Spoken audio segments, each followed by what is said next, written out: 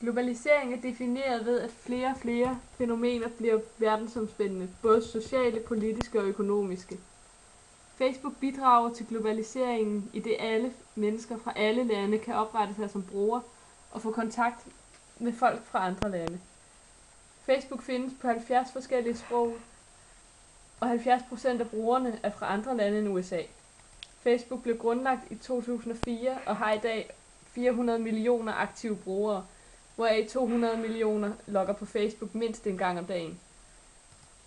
Der ligger 10 milliarder fotos på Facebook, og det er dermed den største fotodelingsapplikation i verden. God aften, velkommen til God Aften Danmark. Vi har i aften fokus på globalisering og sociale medier. Vi har en professor i studiet, og så har vi nogle almindelige mennesker, som vil fortælle deres oplevelse med globaliseringen. Og Egon Knudsen, du er professor i sociale medier ved Københavns Universitet. Det er korrekt, ja. Hvordan går det med sociale medier som Facebook og MySpace for tiden? Vi har set en markant stigning de seneste år.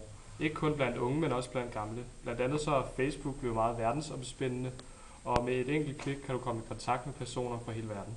Men det her har vel også en bagside? Selvfølgelig har det det. Jo flere brugere, der kommer ind, jo mere risikofyldt er det at udstille sig selv. Ja, for Birgitte og Hans har oplevet den dårlige side af globaliseringen. Kan I fortælle jeres historie? Vores datter Maria, hun blev forelsket i en dreng fra Irak, og hun var helt forandret.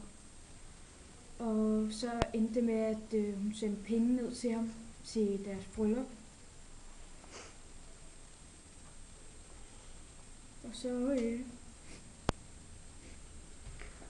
Og så at da hun rejste derned, så nægtede de hende adgang og rejse hjem igen. Så de ville beholde hende som en, der kunne arbejde for dem og bare være der, uden at nægte hende adgang hjem igen. Så nu kan I ikke få jeres datter hjem igen? Nej. Men det er jo ikke kun dårligt. Liselotte, du har en positiv historie at fortælle. Ja, jamen jeg var på ferie i England her for et år siden, og så mødte jeg jo så John, og han er bare så dejlig, og så har vi så højt kontakt over Facebook.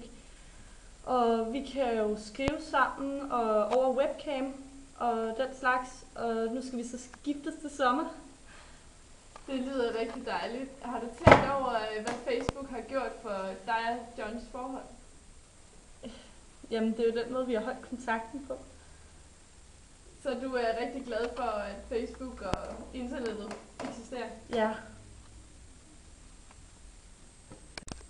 Det var så det for i aften. Nu har vi hørt et par skæbner omkring globaliseringen, og vi håber, I har nydt det.